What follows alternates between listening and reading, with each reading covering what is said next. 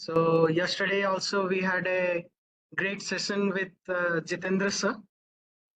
It was amazing knowing our customers and other market strategies. So we can start our session today without any delay. Over to you, Jitendra sir. Yeah. Thank you, Piyush. Am I audible to all? Yes, sir. Okay. I'll share my screen and just give me a minute. I'm sharing the screen.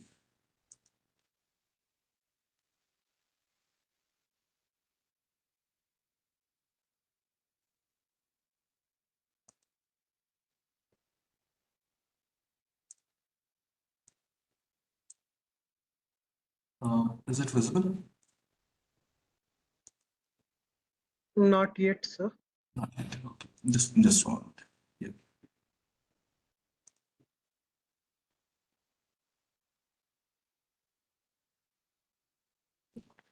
Just one moment. I think there is some issue.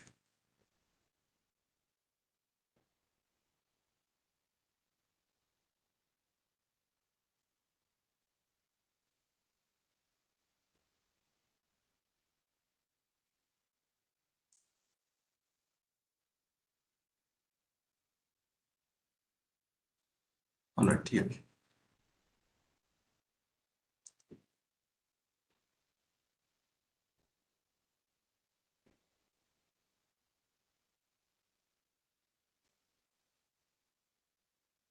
Yeah. I hope it is visible now. Yes, sir, it's visible. I'll just share the presentation.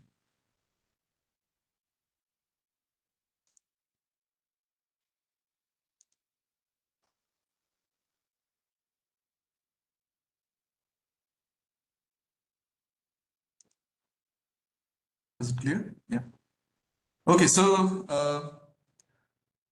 yesterday we talked about why we need a business plan, and we talked about the preparations which are required in terms of making a good business plan. Yeah. Is it clear to everybody? Can somebody possibly summarize what we discussed yesterday?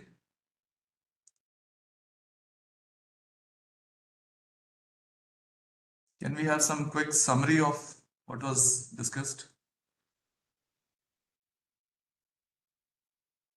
So yesterday we had some interesting discussions also. Okay, yeah, sure.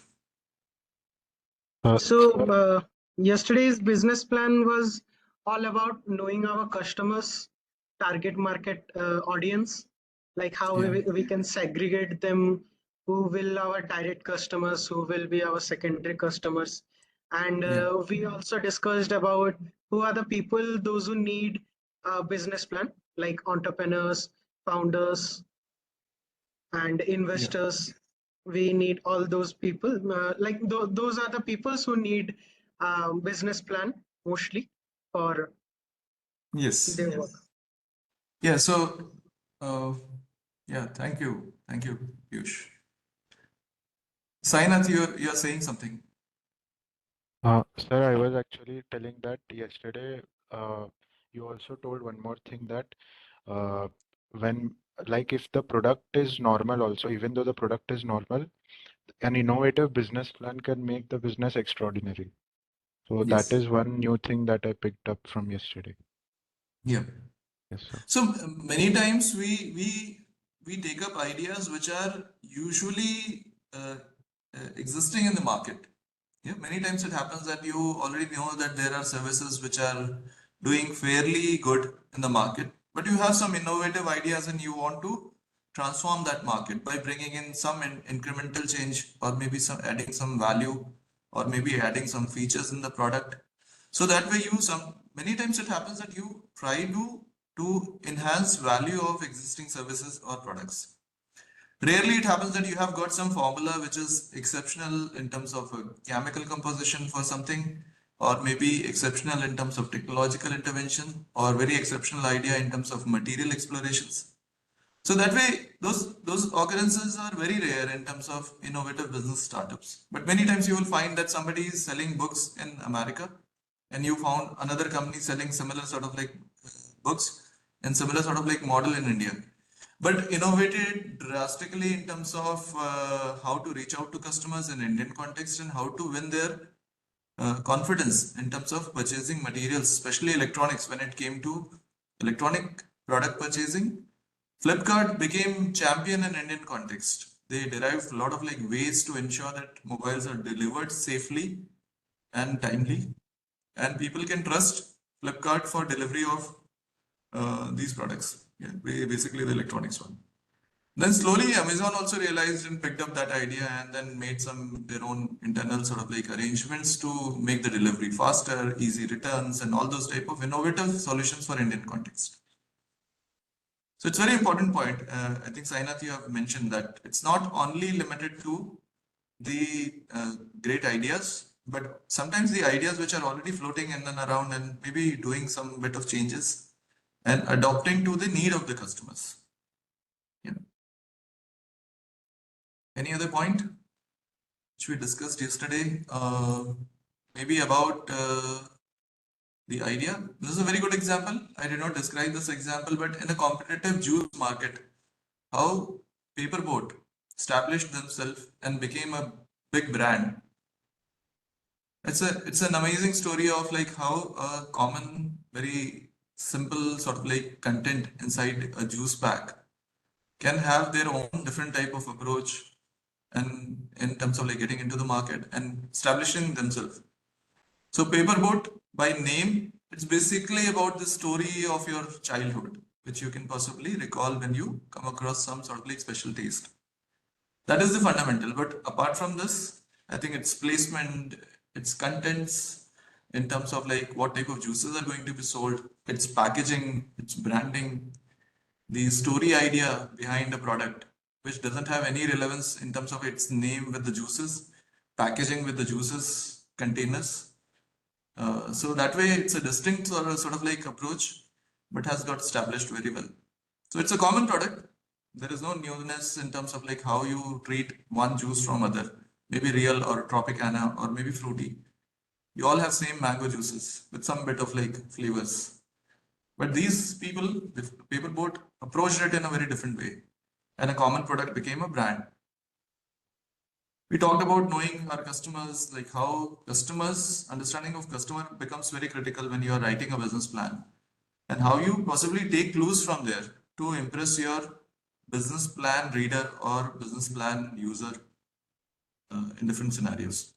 Understanding how desirability, feasibility, and viability are critical part of it, and how it possibly goes in a very subtle manner in a business plan. So these are the preparatory sort of like approaches which helps you to make your business plan more robust and more appealing. Yeah, and in the course we talked about how you bring in all different type of aspects there in the business plan. So we talked about why we need a business plan yesterday. Basically to communicate a vision and strategy, not only to the outsider but inside sort of like audience. We talked about it helps in setting goals and objectives. So having a clear objective of like what you really want to achieve, what you really want to make out of this startup is the idea which goes through your business plan. So audience who have never been in touch with you, possibly never discussed with you in detail about what you are doing, will be able to understand what ideas you have in terms of the organization. The guiding decision making processes, so helping in terms of like making decisions within the organization, outside the organization, sometimes becomes possible and becomes very clear whenever it gets into a document like business plan. It identifies opportunities and risks for the use of end users, maybe the user who are taking your business plan and discussing that plan for further sort of like activities. Facilitates communication and collaborations within the organization, outside organization. Supports operational planning, how you possibly produce your product, how you possibly get inventories, how you possibly manage funds to make these things happen while you are producing your products or providing services to customers. Measure performance of the organization and accountability is one of the idea of like business plan. It tells you how you will possibly perform, how you will possibly achieve certain targets, how you will possibly enhance your customer base or market. It is basically jotted down and provided in the form of like business plan. And to attract funding, we need business plan as a very essential document, especially when you take it to the bank, when you take it to the investors. Sometimes a person who is really affluent and has a lot of money to invest will be possibly looking into details of your project. So when it comes to asking key questions, so today we will be talking about how you will possibly make a business plan, how you will possibly write a business plan, so that it will be nicely printed, it will be nicely sort of like packed in an envelope and provided to the people who are going to take some decision out of this document, from this document, with the help of this document. So key questions which emerge usually when you are preparing this business plan. So the first question is like what idea you are working on, which we discussed yesterday also, like how you define your idea. See, idea when it is there in your mind, when you are working with the idea in terms of like doing some experiments, some technological or maybe material or maybe some process innovations you are doing, maybe that idea remains with you most of the time. Sometimes you convey it to your vendors or support team members, but that idea is never conveyed in right sort of like manner. That idea need to go very clearly in the document. So that idea need to be questioned again and again, and a precise sort of like statement should emerge in terms of like what idea you're working on. Who are your customers? Are the questions which are asked whenever somebody is reading your business plan. They will have these questions in their mind, like who are your customers and what type of requirements they have. How big is the market? Yeah, this is a question which is very critical, and it should emerge very very clearly in your document. Who are your competitors? What are the advantages you may have against those competitors? So, what type of USPs or you differentiating factors you are bringing in has to be prepared rightly. What is the organizational structure and the management team? These are the questions which are critical, and you have to have a very clear idea about what type of team you are presenting to the investors. How you are going to manage the fund. So fund management is to be clearly sort of like articulate and articulated there in the document. If you have some funding, if you have some fund with you which you are going to possibly spend in coming time, maybe you need more funding, and that funding is going to be very essential for your future growth. Those details should go out very clearly. The financial planning for coming year, maybe for 2 or 5 years down the line, how it is going to be in terms of your expenditure and revenue generation has to be there clearly documented. What are the growth potentials? Yeah. So in terms of how you are going to grow your organization, how much sort of like what type of outcome going to be there from the organization, how it is going to reach out to large number of markets or customers has to be clearly coming out in the document.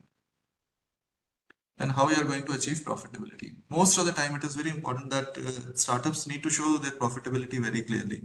When you are going to make break even, when you are going to be profitable, how you are going to use your profits and possibly reinvest or give it back to the stakeholders.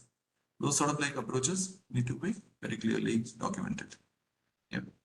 So when you are making a business plan, there are certain skills required. We discussed yesterday that who all are the people who help you to make a business plan. There are a lot of like experts who can possibly be roped in. You may take help of different experts at different stages to get a clarity. But there are definitely certain type of skills which are required to make a business plan as a collective sort of like skills. Yeah. One is the analytical skills. You should be able to go through the documents, the information, data which is available with you, and should be able to bring out a clear sort of like insights, clear sort of like directions to present in the business plan. So these data can be generated from the market surveys, may be available from the secondary resources, maybe your primary research which has generated certain type of responses, and your insights are there in terms of like your approach or your maybe way forward. Those ideas should be very clearly articulated. So analytical skill is required in terms of like filtering out essential information and then putting them in a right sort of like manner. Yeah. So research skills are very, very critical. How you research, how you find out gaps, how you possibly find out opportunities, and how those opportunities are presented in the document is the research skill, which are maybe most of the time you may rely on external research agencies. Sometimes you are doing your own research. Maybe in some certain cases you have derived your own approach, method, or tools to do the research, but those information should go in a very precise and clear sort of like manner into the document. Communication skill is very critical because the document need to be prepared in a very precise, concise manner. So information should be clear and concise. It should have all the details which are required in a proper sort of like manner. So it should not have too much of information, as well as it should not be short of information whenever it comes to getting any idea conveyed to the investors. So conveying ideas, presenting information in right manner, articulating the business concepts, strategies, and objectives requires good communication skills. If you don't have that skill, possibly take help of somebody who's good in terms of like communicating those ideas rightly in the form of document.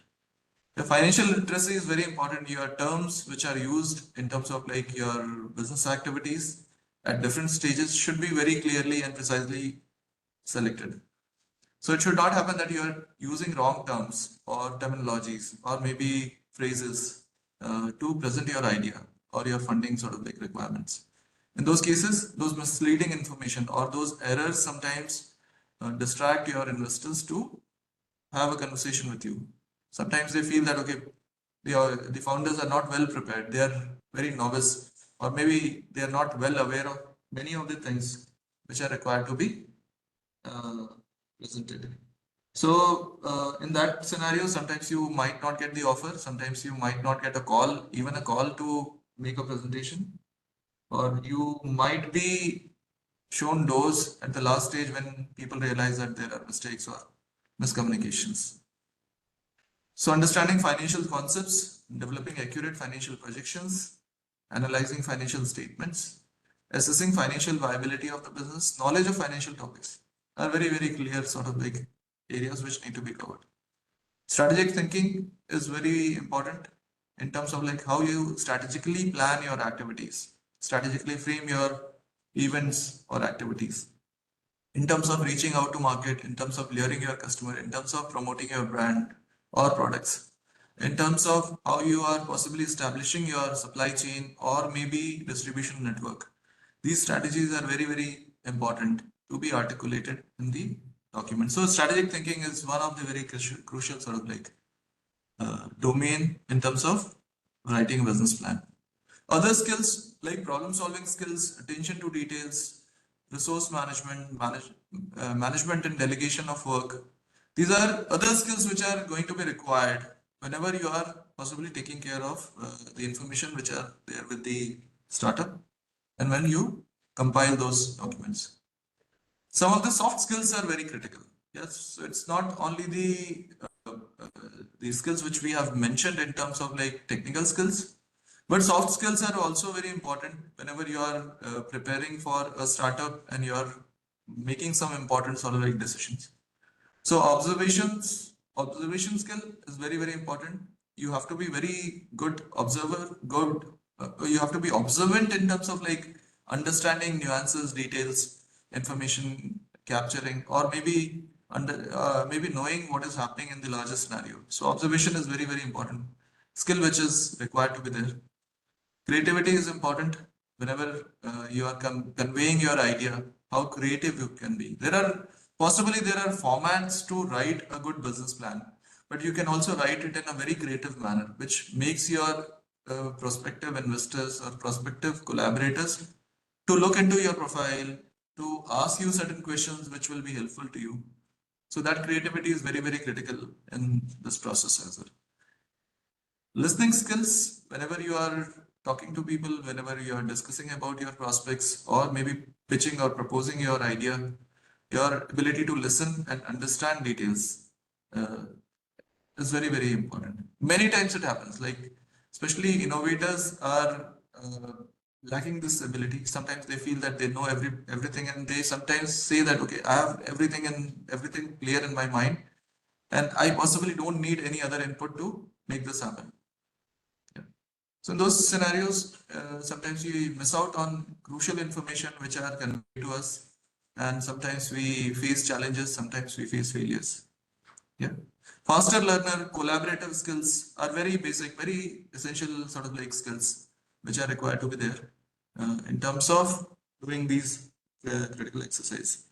Empathy, to understand who's your user, who's your customer, who's your investor, who's your collaborator, and what type of requirements they have, how you are going to serve them better, not only in terms of your product or services, but also in terms of how you're reaching out to them and providing your sort of like offers to them to collaborate or to invest in your company.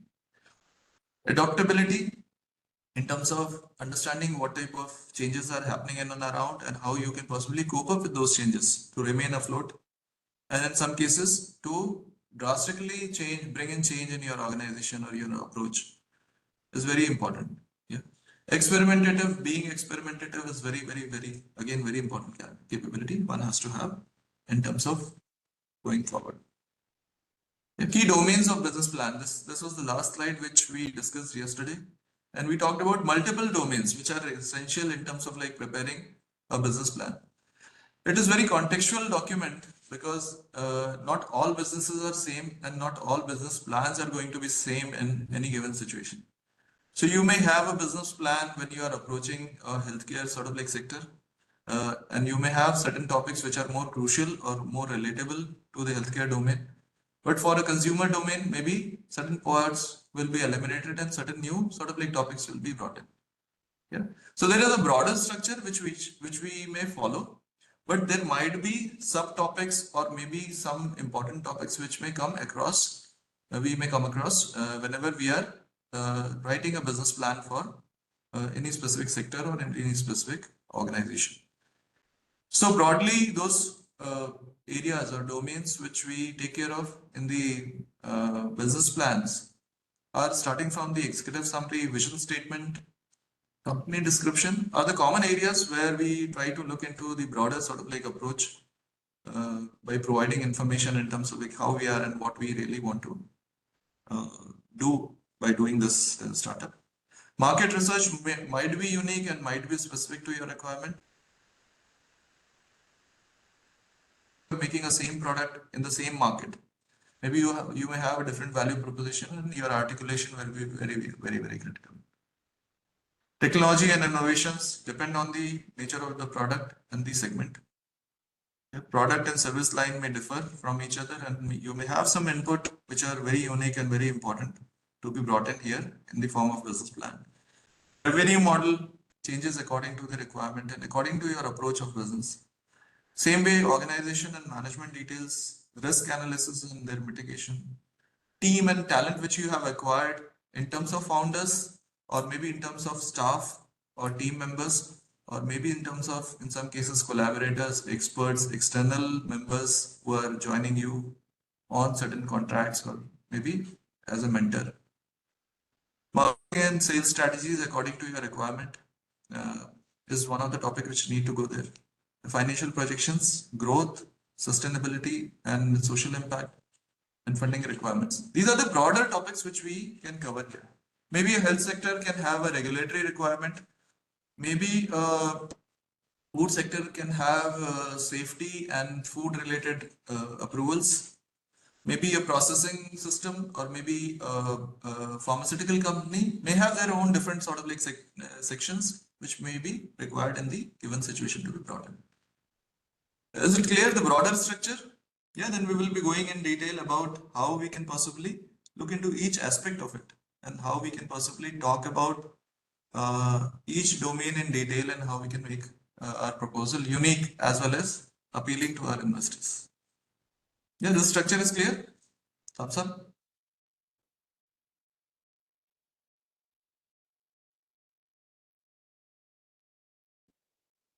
Am I audible?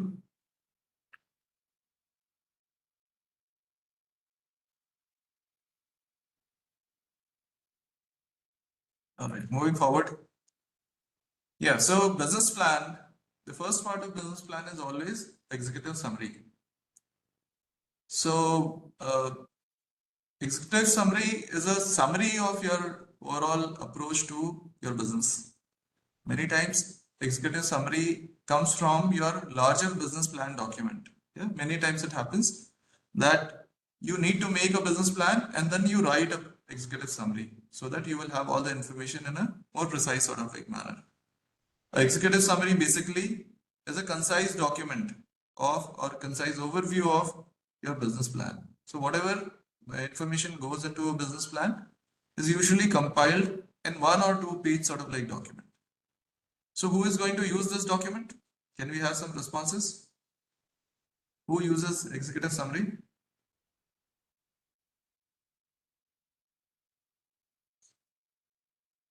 Guys, we need some Founders? participation.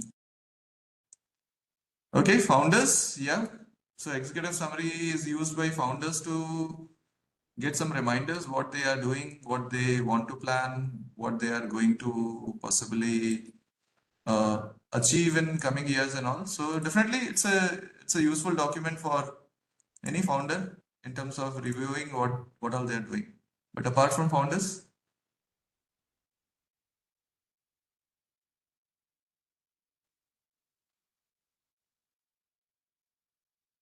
Investors? yeah, in some cases, employees, Sainath is saying employees, yes, sometimes, but executive summary, when as its name suggests, it goes to the executives in organizations who are going to possibly looking into your profile. So executives, maybe a CEO from some funding agency, maybe a collaborator from some partner agency, or maybe any investor who has a lot of money, want to invest into some good organizations or some good startups, and looking for some brief information about, because usually these people are very busy people. They are not able to take out time and go through details of what you have possibly been presenting in different forums, maybe in your website or maybe your business plans and all. These people refer to the document called executive summary. Executive summary is prepared sometimes by the founders whenever it comes to a business plan. But many times executive summaries are made for the reports of project or sometimes proposals. Executive summaries are also prepared. In all the scenarios, executive summary serves the purpose of putting in information in a very precise manner so that somebody who is very busy person can possibly go through them and can understand what is written there in the larger document. Yeah. And possibly participate after going through these information. That person can possibly participate in discussion or maybe decision making processes with the investors or with the team members or maybe the people who are possibly stakeholder of the discussion.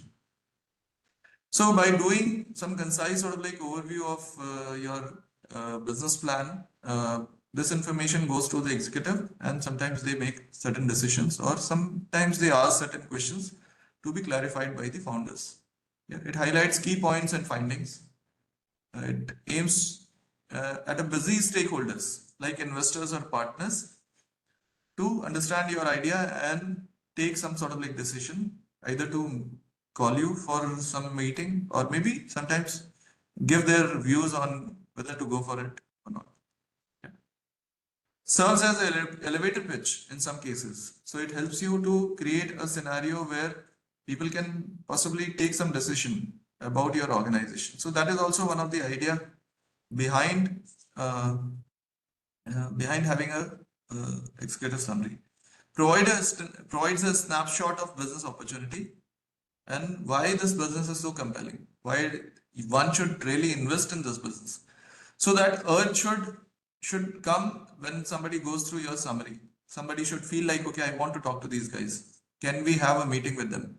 Or I really like the idea which they are presenting. I really connect with their approach to the business. Or sometimes they are really working on very interesting sort of like objective, and it is going to make a great difference. So that way, those executive summaries are a very crucial document to make somebody call you or have a meeting and have a discussion about the project. Yeah, so it basically consists of synopsis. What is the business? What type of ideas you are working on? The business concept is there. Mission statement, sometimes in a 1 or 2 line, the mission statement is there, which helps in terms of what you really want to achieve out of this business. What type of proposal you have, what is your purpose, and what is your values in terms of business. It talks about market analysis in a very concise manner. So in a paragraph or two, it talks about what is your understanding of market and how you are trying to address to the requirement of market. Competitive advantages you have, we'll go into it in a very short sort of manner. The team details, financial projections will be definitely part of executive summary so that a call can be taken. The final statement should be in terms of like call to action, where you are urging person to either call you for a meeting, or if they have certain queries or they need certain type of information, they can possibly ask those information from the founders. And sometimes you also ask them to schedule a meeting to explain it in detail. If they find it useful and relevant, then possibly they can call for a meeting or a presentation and have more detailed information about the business. Yeah, sometimes you request them to consider the investment opportunity through your executive summary. So call for action is very, very critical and sort of like a statement which helps the executive to decide whether to go forward, or in what sort of like manner the further meetings can be arranged. Yeah. So points to be considered when you're writing an executive summary. What points you will consider? Basically, you will have a document familiarization. So whatever you're writing in executive summary, the person who is writing this executive summary should have idea of everything which is documented so far about the business. It should not happen that somebody who is not aware of certain part of the business activities, or maybe somebody who is not fully aware of what is happening in the business scenario, should not write this executive summary. If it is required, maybe 2 or 3 people together, they can sit and possibly discuss executive summary and then make this document. But complete familiarization is very, very important to write executive summary. Yeah, you should have understanding of who is your target audience. So in this scenario, your target audience is executives. Those executives who are very busy, who are possibly aware of your business idea. In some cases, they are possibly aware of your industry sector.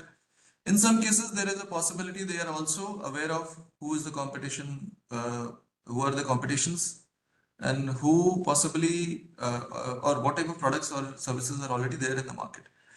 But many scenario it happens that your executives who are going to take decision about funding might not be aware of larger details. So in those scenarios, your job is to educate them about those information. Sometimes you come to know that person is very busy and possibly might not be going through all details. So you will make it more concise, more precise sort of like document.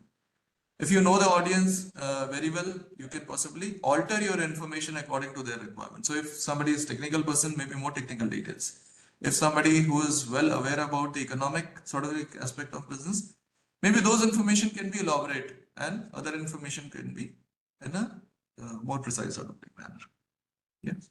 The structure and flow of information has to be considered in detail. So whenever you are writing an executive summary, the information should flow in right manner. You should not be talking about funding first and talking about USPs later. Or maybe at the end, you are not summarizing it properly. Or maybe in terms of prospects and growth, you have not highlighted things which are like really important for somebody to look into. So those information, the flow of information, the order of information is very important. Yeah. It should be impressive in terms of how you introduce yourself, because the first paragraph is going to capture attention of the executive. In some cases, if you are not able to create any impression, or you are not able to convey your idea in right sort of like manner and create some interest in person's mind, then possibly you will lose out this opportunity. So you have to work on these sections and make it more interesting for somebody to go through them. Yeah. The key recommendations within the within the document should be rightly pointed out. Maybe it can be in bullet points, maybe it can be in small paragraphs, simple lines, small sort of like short sort of like statements could be more useful in this scenario. It should be concise, so it should not have too many details and too much of information which might not be consumed by the person. Yeah, it should be reviewed and polished. So multiple reviews, multiple times of like uh, uh, document checking, or maybe you can possibly proofread it rightly before you send it to somebody. So that approach is very, very important. And you should have clear idea about what information you are writing there and why it is important to be presented there. Yeah. So, and then highlight key points. Whenever you feel that certain points are very important, you should highlight those points. You should bring them in more prominent sort of like manner, so that somebody will not miss out those points which are relevant to you. Some examples, and these examples I'll share with maybe I'll share with Vikram just for you to refer to them. So that I'll do by today evening. So some of the examples like how executive summaries can be presented or can be structured. So a simple statement can go like this: mission of the organization, company, and the management. The services company provides, the market which they are dealing in, and the competitive advantages they have, financial projections, and startup financing requirement. It's a very short executive summary, and anybody who is a decision maker in this scenario would be able to create a picture about what, or create an image about what is the organization and how this organization is basically trying to possibly go forward. Yeah. On the other side,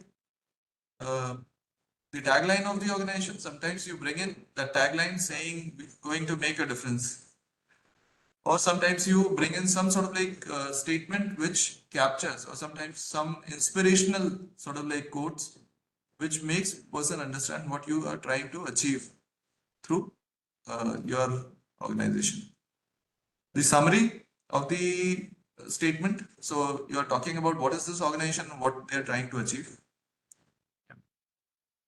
Then you talk about the problem which you are going to address to, and how big is the problem, how critical this problem is, and how possibly solving this problem is important, and how your organization can possibly solve this problem.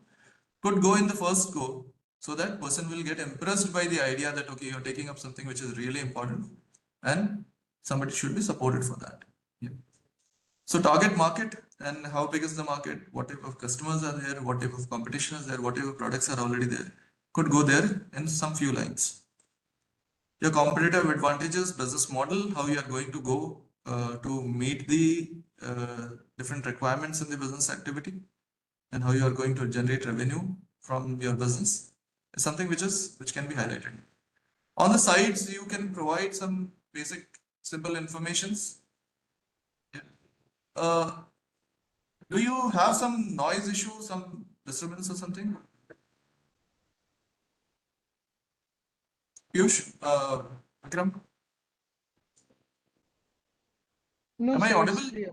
Yes, sir. Yeah. So there is some construction work going on upstairs, so I think there is some issue. I hope it is not disturbing you guys. No, sir. Yeah, okay.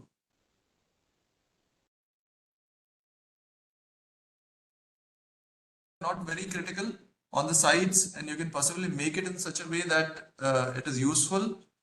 At the same time, it is also reachable, and might not be very prominent in the given space. So that way you can have very creative arrangement of these sort of like information.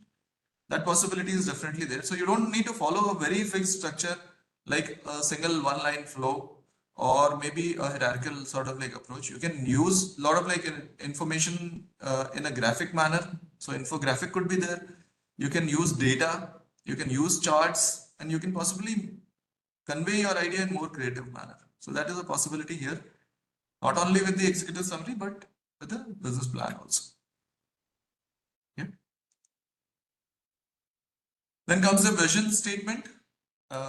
For a company and for a startup, especially, the vision statement makes a major difference.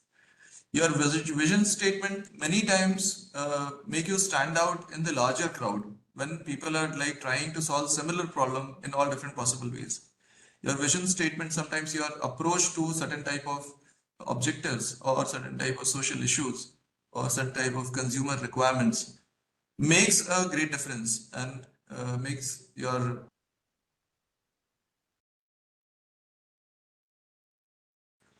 Yeah, so I'm sharing some of the vision statements by some prominent organizations, some recent startups. So Lenskart's vision statement talks about to be the leading omni-channel eyewear brand. Yeah, it talks about omni-channel eyewear brand, which delivers, which will be delivering superior quality and delightful service at honest price to the customer across the globe. Yeah. So what the statement says? Can we have a discussion on the statement? Can somebody elaborate, please? What Lenskart's statement tries to convey, and why this is so important to have a statement like this sometimes? Can we have some responses, please?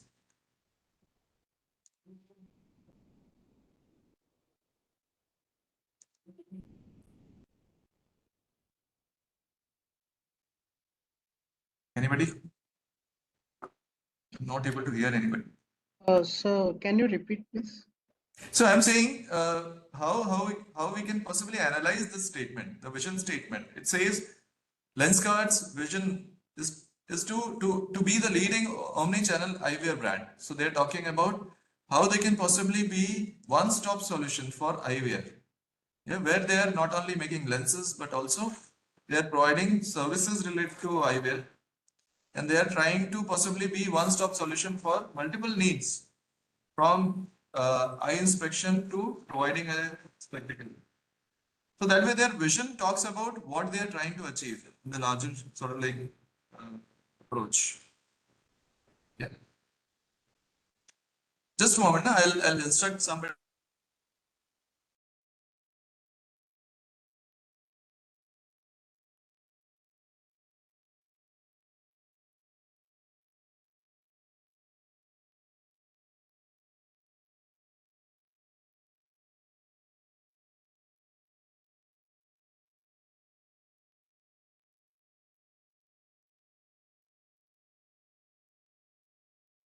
All right. Yeah. So so it talks about omni-channel eyewear brand, which is delivering superior quality and delightful services. So services which is going to be delivered at a superior quality, and there will be a delight for the customer. So they will not feel like they have been charged too much, or the services are not prompt or proper, or sometimes they are not at par with the industry standard. So that way they are trying to address to the second requirement where customers should feel delighted by using this product. And at third stage, they are talking about how the price of their products can be honest, so that consumer will not feel cheated. So at a lowest price, lowest possible price, great quality lenses and great quality frames can be, and great quality sort of eyewears can be provided to the customers. That is the objective. So that vision basically brings in a lot of clarity about what this organization and what they really want to achieve in the larger sort of like scenario. Yeah. The second statement, if you can read this second statement, which organization must have written this statement? This belongs to which organization? Can you guess? You can type in the chat box. Can you guess the organization? To empower travel with innovative travel solution, delivering a seamless booking experience and making travel more accessible, enjoyable, and affordable for everyone. Make My Trip? Yep. So Sainath, you're right. It's very easy to basically crack this. Yeah, but Make My Trips talks about how to empower traveler. Empowering means they are able to take decision which flight to select, which hotel to select, and they should be they should be able to to the customers in terms of like pricing, in terms of facility, in terms of timing, locations, features. Yeah, so that way a customer who is using Make My Trips sort of like Make My Trips application will be feeling empowered to select right sort of like travel options. Yeah, so they are trying to provide options in right sort of like manner, and those are very innovative approaches. So it has never happened earlier that you are going to book a hotel and you have idea about all possible similar range of hotels in and around that location. So that way it is empowering the travelers, and it's a very innovative sort of like approach to look for the solutions. Yeah, looks for the options.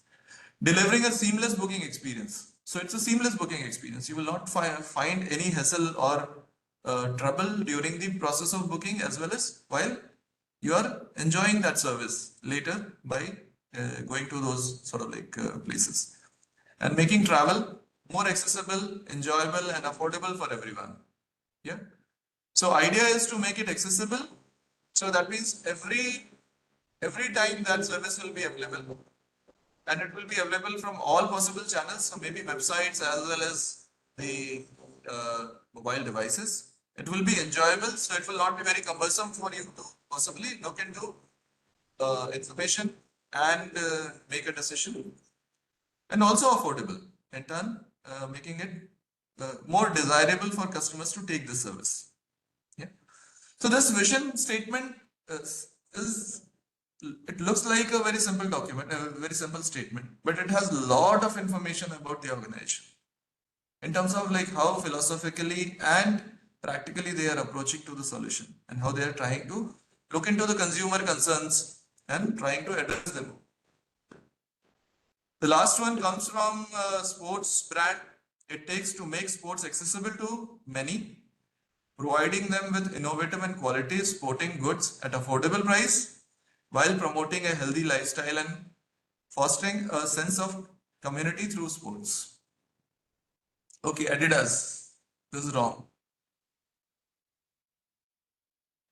Any other brand? Nike? No. No. No, Sainath, you're wrong this time. You have to guess again.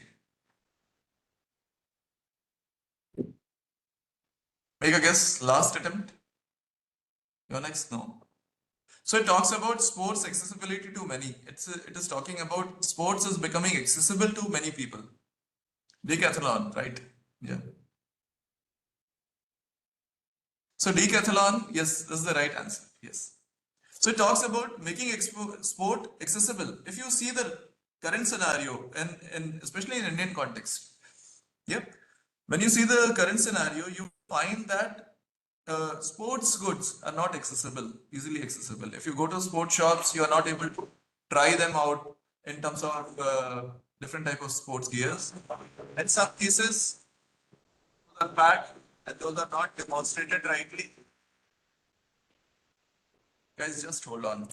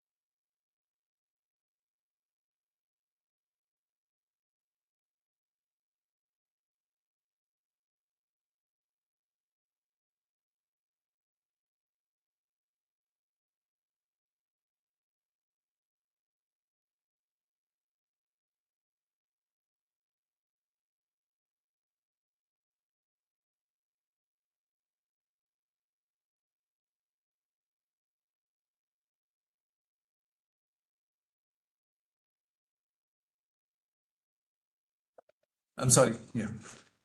So this talks about making sports accessible to many, providing them with innovative and quality sporting goods at affordable price. So definitely, Decathlon tries to reach out to large number of people by providing them innovative sports gears, sports equipments, and then that too at an affordable price. So in many cases, they are very affordable, very accessible, very easily sort of like approachable in terms of trying it out and possibly seeing how products are there while promoting a healthy lifestyle. So their larger idea is not to sell sports goods, but they are trying to promote a healthy lifestyle and fostering a sense of community through sports. So this gives a very different perspective about the organization. It talks about how this organization looks at their customers by enriching or by making their lifestyle better by bringing in sports in their lifestyle, and through that building a community of sports people, so sports lovers. So that way, these statements are very, very important. Whenever you're presenting your statement out out to the audience, many times your customers are willing to go through your statement and trying to understand what you really want to convey. What is your larger idea about your business and how it can possibly how they can possibly associate with it. So, in terms of statement, the key elements of statement could be the future state, what you really want to achieve by doing your initiative, through your initiative. So clearly articulating the idea of startup in terms of objective it envisions to achieve should be highlighted somewhere. The way Decathlon talks about building a community of sports people. Yeah, aspirations and goals should be highlighted very clearly. So you want to become the best travel solution provider in the country. Could be your sort of like approach, or could be that you want to be the best eye care sort of like uh, eye care service firm. The impact and purpose of organization can be highlighted here, and you can talk about eradicating maybe lack of or access to or challenges of healthcare in certain scenario, or maybe looking into providing travel sort of like or taxi services to everybody. Maybe in case of Ola or Uber, they are trying to reach out to every person. So that impact and purpose should be highlighted in the vision statement. The core values you are going to bring in through your organization may be reflected in the form of statement. So it may reflect the fundamental beliefs, principles, values that guide the startup's decision, actions, and culture. The inspiration and motivation, which you have possibly from external or internal sources, maybe founder's idea of organization can go there, or maybe the employees sort of like understanding of organization, how they want to serve to the larger sort of like requirement of customers can be highlighted here, and that can possibly go in the vision statement. It should be clear, concise, and inspiring and aspirational, both.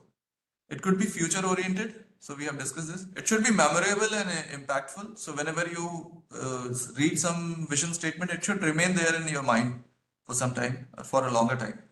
Yeah, so it should be very memorable and impactful. So try to make a statement which really goes into minds of your target audience and stays there for long. It should be realistic and achievable. So it should not look like a very sort of like very philosophical statement and doesn't associate with a business sort of like setting. So those unrealistic sort of like situations should not be there. So it should not only connect but also convey the idea of business in a right manner. Yeah. Then it should be universal and inclusive. So it should be universal in terms of like it should not be very region specific, or it should not be targeting to one segment of customers, but maybe more overarching and more sort of like holistic in its approach. And it should be inclusive. It should be timeless. It should not talk about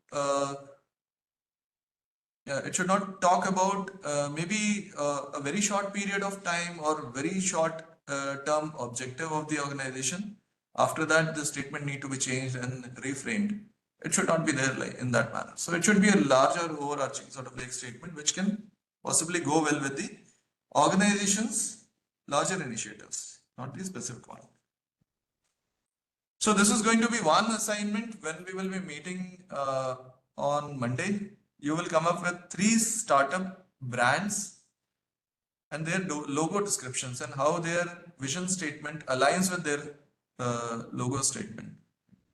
So how their vision and their logos align with each other. So in Make My Trip, the My is very critically highlighted, which talks about somebody's personal decision to possibly choose a travel. or travel sort of like option. In Lenskart, it talks about specs, but it also talks about the infinity, their effort to reaching out to large number of people by providing them best services. Boat, yeah, what is the meaning of boat and how boat tries to connect with its statement? We'll possibly look forward. I'll look forward to this, that how you come up with the vision statement and its relevance with the with the uh, with the logo. Yeah, this is your first assignment. Is it okay? You will work on it.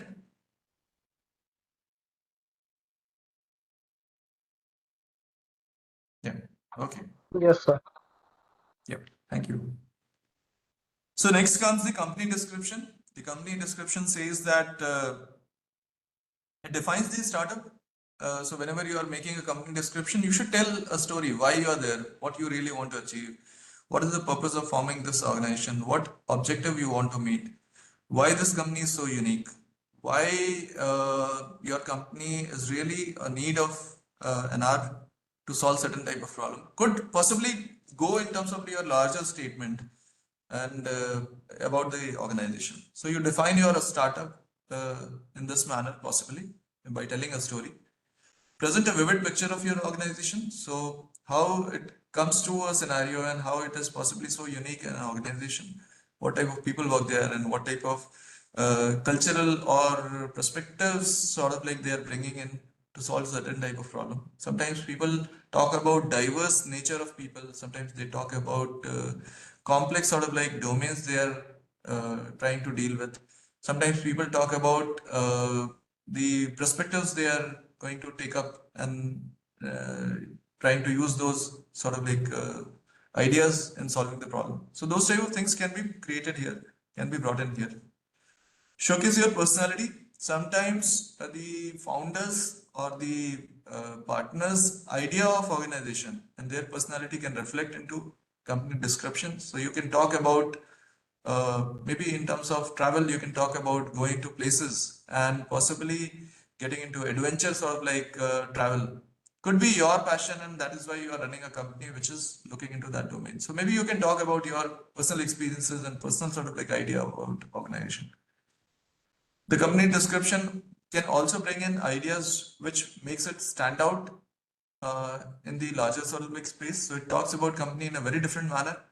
So that description can possibly make it easier for people to understand what this organization is and how they are different than other organizations in similar spaces.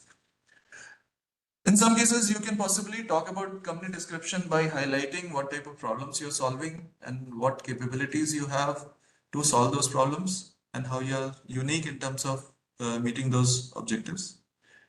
In all scenarios, you should be authentic and realistic. So your company statement or company description should be providing information which are realistic, which are true, and which are not misleading people in one or the other way. Yeah. Have you made your company statement? Have you started writing about what is your organization, what it is trying to achieve, what it is made up of, how it is going to serve in the larger scenario? Have you made those descriptions?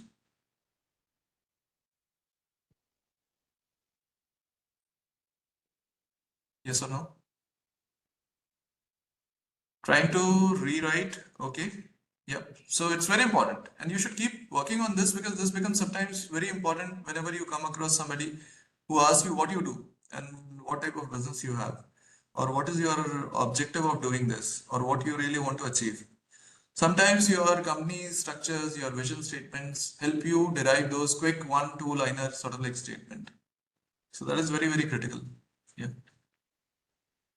So next comes the unique value proposition. How you define your unique value uh, in terms of like how it is reaching out to your customers. Define the problem you are going to solve.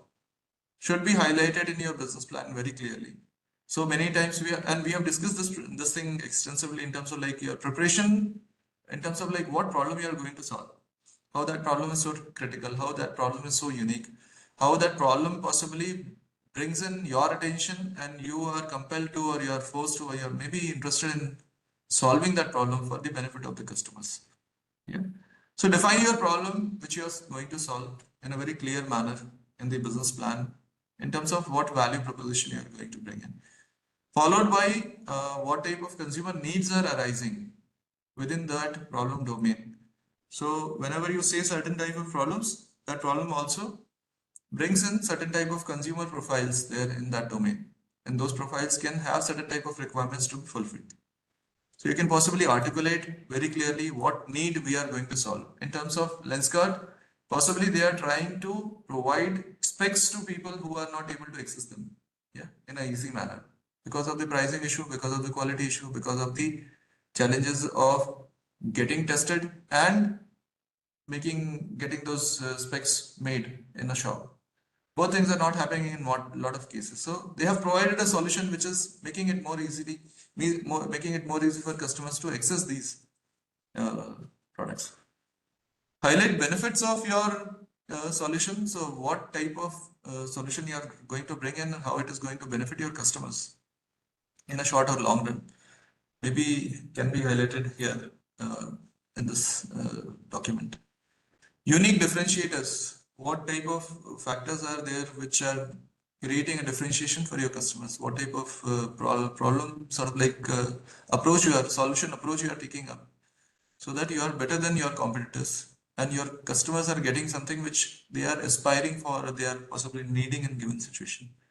So how that differentiation is you are able to bring in the given scenario. Sometimes make your investors look into your profile in detail.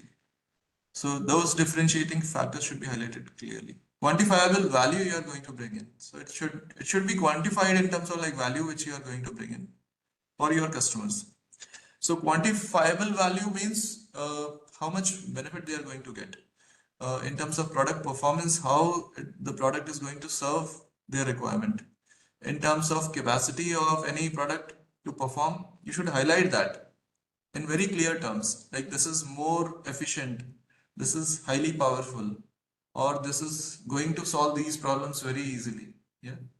So you might have come across these type of like statements in different advertisements, print statements. They basically tries to talk about how this brings in some value in terms of product feature and how those values can be an advantage for you. Present alternatives and audience focus. So what type of alternatives you are going to provide and how audience is going to take interest in your product or services need to be highlighted very clearly. You can highlight about how you are better than others. You can highlight about how your unique innovations are going to possibly make a difference in the given space. How in this scenario where market is already flooded by similar type of products, your one or two unique sort of like approaches are going to make a difference and how it is going to attract your customers. Yeah. So it should be the value should be truly unique and authentic. So when you are saying value means what value you are bringing in. If washing machine is washing all the clothes in similar manner, then what value you are bringing in. Maybe here in this case, it is removing bacteria and inactive allergens. Yeah. So could be a unique feature. Or maybe it is talking about 40% efficient sort of like washing cycle. It is talking about 30% less water in given situation. Could be a unique value which is going to be provided to the customers and that has to be authentic. Yeah.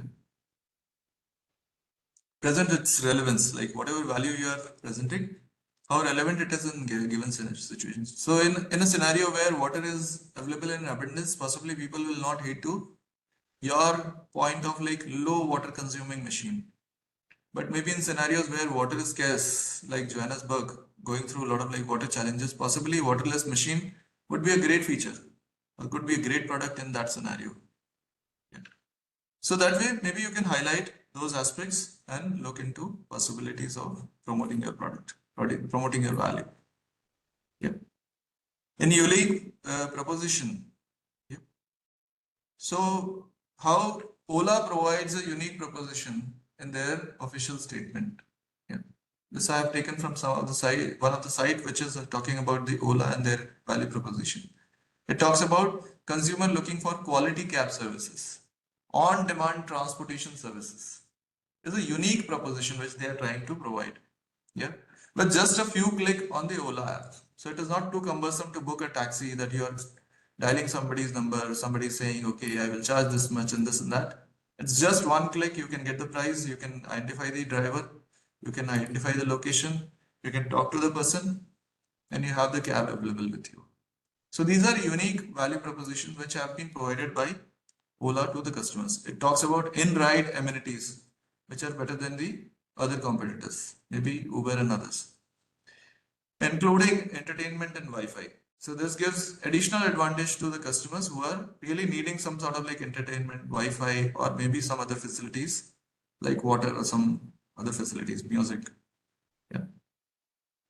Yeah. For going further, it talks about consumer care strategies ensure minimum wait time. So it says that they are very much caring for the consumers, and also not only in terms of consumer care, in terms of getting a ride immediately, but also in terms of payment options, or maybe in terms of consumer safety, the traveler's safety also is one of their important concerns, which are taken care in their application or their services, and they're ensuring those sort of like USPs and uh, their business. Yeah, drivers also, they're talking about drivers, so that drivers will also feel sort of like related to the organization. They're saying drivers have an unparalleled opportunity to control their financial future. Yeah, it talks about how revenue can be generated if you engage yourself with the Ola, and how drivers can take benefit of Ola. So they are, when they are talking about value proposition, they are not only looking into the customers, but they are also looking into the very key user of the service, who is the driver of the cab. So they are saying by engaging their vehicle with the Ola, they will be getting unparalleled opportunity to control their finance, future finance. Yeah. And this platform basically helps them to earn more money in the long run.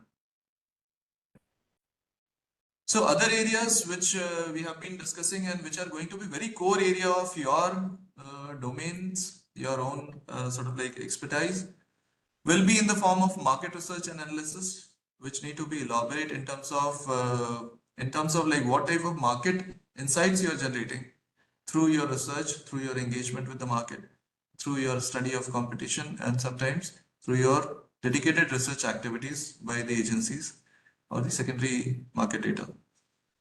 So it gives you the larger industry landscape. It talks about target market and demographics. It talks about competitors. It talks about market trends and how market is going to behave, is behaving at present, and how it is going to behave in future. So those details can possibly go in very, very strong sort of like manner in your report, but that need to be very much uh, as per the need of the domain, as per the sector which you are working in. Yeah. So it can talk about business. In the outline, it talks about business positioning, how you are positioning yourself, how you are possibly presenting your product, and how you are possibly targeting your customers. What is the size of market? What is the growth potential? What type of key insights of the overall business strategy is there? Can go in these areas. So maybe you can possibly talk about areas which are crucial from the market perspective, and how your organization is going to deal with or making use of it is the key ingredient of this section. Product and service line, what type of products you have, what type of products you are going to have in future, what type of features you are going to provide to your customers, what are your USPs, advantages by using those products, what innovations you have done in this domain, what type of new value you are going to bring in, can go in detail, and you can possibly talk about those sort of like factors to make your investors aware of what type of product line you are working on. Yeah. It was very interesting to see what type of offerings or features or benefits or unique selling points, USPs are there. Yeah. Sometimes we miss out on highlighting our key USPs. Sometimes we miss out on providing additional features which we are providing through our products or services. And sometimes your investors are more keen on looking into those aspects. So be careful about what you present about your company, your organization, your company's products, yeah, your organization's products or services. Yeah.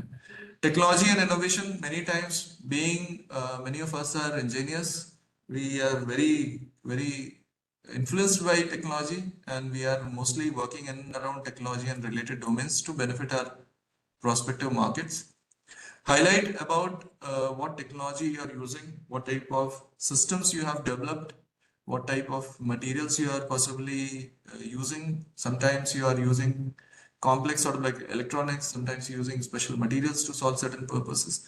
Provide those details so that your prospective sort of like collaborators will be able to understand you in a better manner. Yeah, sometimes they might have query in these domains. So to address to those sort of like requirement, you have to have detailed information about what you are doing and how you are going to possibly serve your customers. In some cases, patents which are acquired by you. In some cases, processes which are established by you. In some cases, certain type of design registrations or certain type of unique sort of like features you have might go into a document and can help your investors look into those details. Many times it happens they will ask you question from this domain, your product line and the technology innovations apart from the market and funding requirements. Yeah. Then comes the revenue model, how you are going to generate revenue, which comes from your larger business model. And this revenue model will basically build in trust within the minds of your investors. So they will be able to understand whether you have right idea about revenue or not, whether you are going to get your money back from the market, whether your customers are going to purchase your product or not, and what are projections you have in your mind in terms of selling these products. So once they have this idea that product is really good, they would really like to imagine a market which is going to pay you back in terms of your revenue. So that model need to be derived and need to be presented in right manner. It should talk about how you are going to price your product. It should talk about how you are going to distribute your product, how it is going to collect all the revenue which is being generated in the market. It should not happen that your money is blocked in the market for a long time and your investor will say, if it is going to take so much of time, then I'm not interested. It should not be a very risky sort of like scenario where you have to put in a lot of like money for as a working capital. So in those scenarios, your continued revenue streams will possibly ensure that you have good working capital and you don't need to invest too much of money in terms of your production or maybe your supply chain. Yeah. It may also describe subscription models, on-time sale, one-time sale, licensing fees, or monetization strategies. Those type of factors can go in terms of revenue model. Yeah. So many times you will not be interested in selling your product. You are providing a service and people can rent your product. Many times you can possibly provide a one-stop solution where you are providing data by using certain type of systems. Yeah. And your customers are basically interested in getting that service only. So in different scenarios and different possibilities, people have different type of options and investors are very keen on understanding what model you are bringing in to generate that revenue. Organization and management, how you're placed, how your staffing is there, whatever partners you have, what type of capabilities you are bringing in, whether you have sufficient manpower or not, what type of expertise you really need and whether you have access to those expertise or not should come in very clearly in this document. Okay. Many times it happens that you need certain type of experts and those expertise is not there with the founders or the staff. You have to have collaborations or licensing or maybe certain type of supports from external sources. Those should be clearly mentioned in the organization and management practice.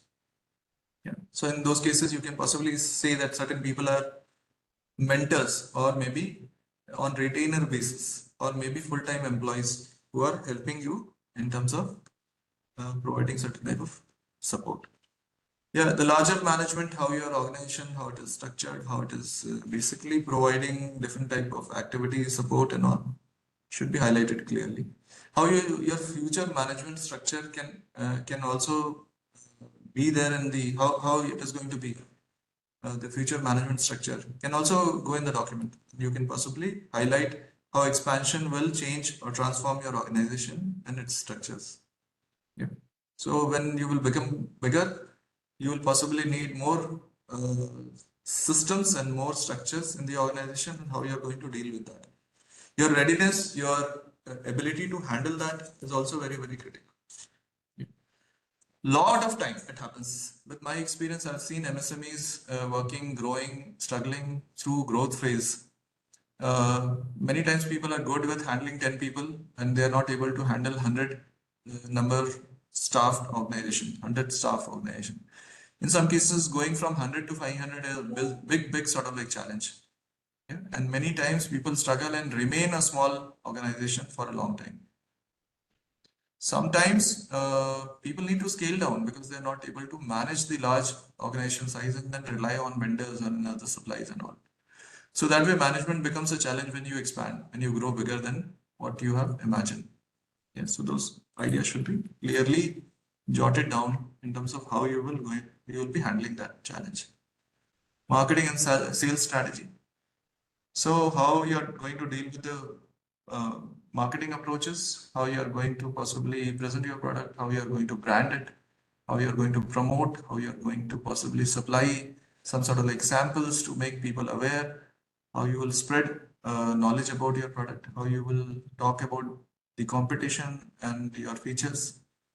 So those type of initiatives may go into marketing strategies. The sales strategy also has to be there in place, how you are going to sell your product. Either you are going door to door, but if it is a too simple product, possibly going door to door will be a challenge. If it is a complex product and going to be produced in limited number, you might not go for a mass sort of like communication strategy. In those scenarios, the sales strategy is very critical, that how you reach out and how you possibly build a relationship with your customers and convey your idea in right manner and provide your product on a very timely and right sort of like way. So this part of business plan outline the marketing and sales tactics to acquiring and retaining customers. It's a tactics, or there are tactics also to acquire people. You talk about things which your customer really want to listen to, and then they come to you asking for a product. So many times it happens through advertisements, many times it happens through different type of promotions. The small businesses are smart. They sometimes go in a different sort of like manner. They talk about their product through Instagram or Facebook. Sometimes they make reels. Sometimes they do very interesting sort of like promo exercises. Sometimes they go by word of mouth, and sometimes they rely on their customers to spread information about the business.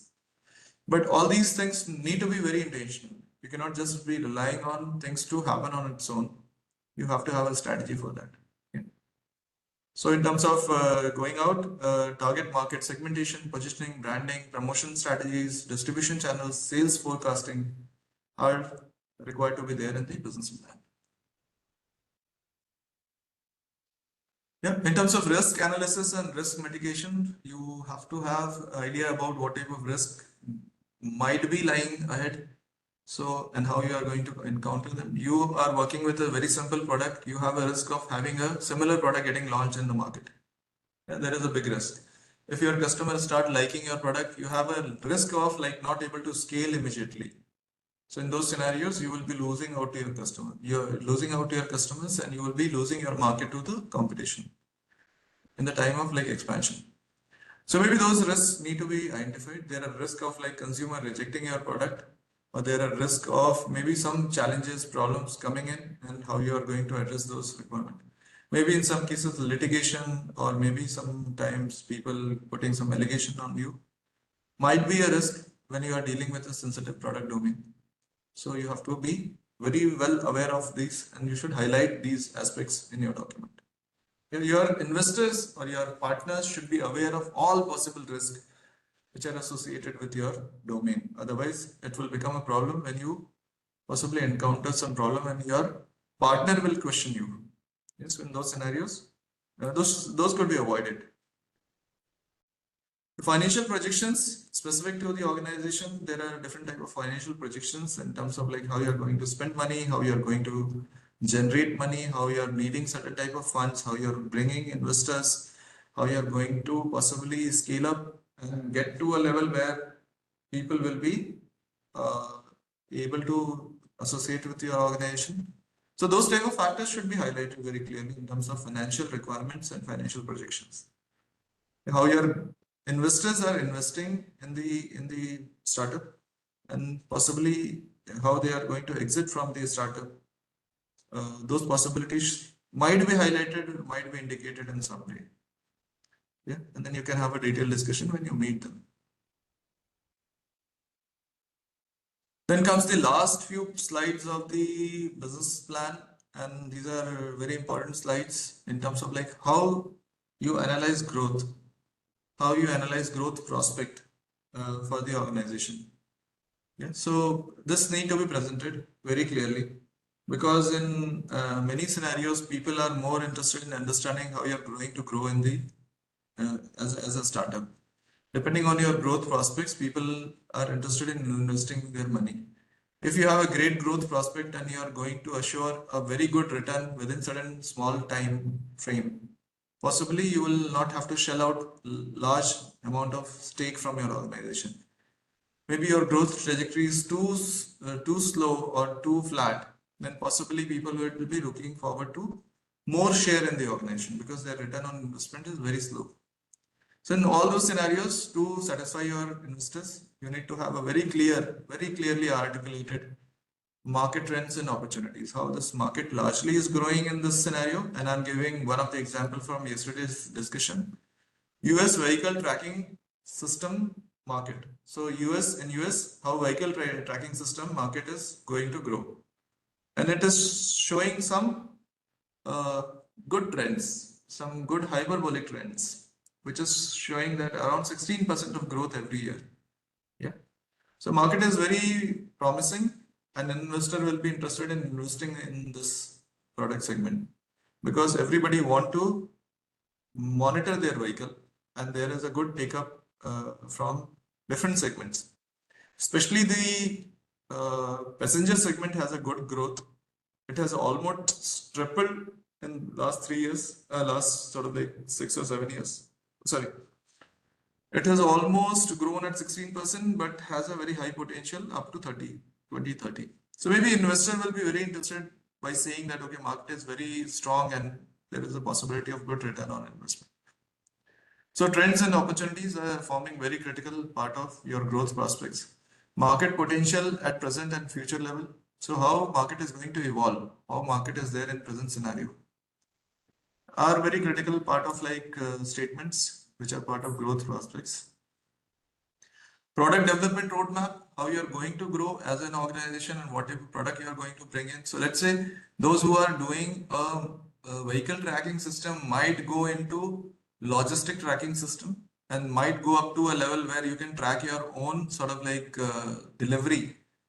Single sort of like package can also be tracked through certain systems. Those possibilities are there as a product development roadmap for an organization who is working on a vehicle tracking system for school buses. Yeah. So those prospects, if presented, then possibly your investor will be more interested, will be able to say that, okay, we are working on certain technology which is really good, but there are a lot of like prospects for this technology. It is not limited to only tracking school buses or college buses, but possibly it can look into all other domains where tracking of certain systems or requirements can be addressed. Yeah. So you should present that very strongly, that what product line you have in your mind and how it can possibly benefit the organization.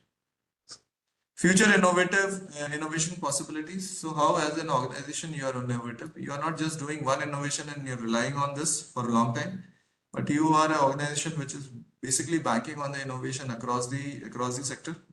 And you are looking into innovating processes, innovating products, innovating maybe manpower hiring, innovating distribution channels. So that way, your innovation possibilities and strategies might be a lucrative sort of like point for your investors. Scalability prospects, market expansion plans are critical sort of like domain. The same way, strategic partnership and alliances. How you are going to form partnership in future, how you are going to acquire knowledge from others, how your alliances will be able to help you in expanding your market in different territories might be certain points which can attract your or may impress your investors. Yeah. Your team and talent acquisition sort of like approach in future. So how you will acquire people, how you are going to recruit people, what is your philosophy about hiring people, training them, nurturing them, possibly making them grow in the organization. Yeah. Is something which can be highlighted and people really like this idea. When you care for your people, then possibly you have greater chances that people will care for you. It's very simple strategy, and Tata is a good example. Yeah. So the organization runs only because of people.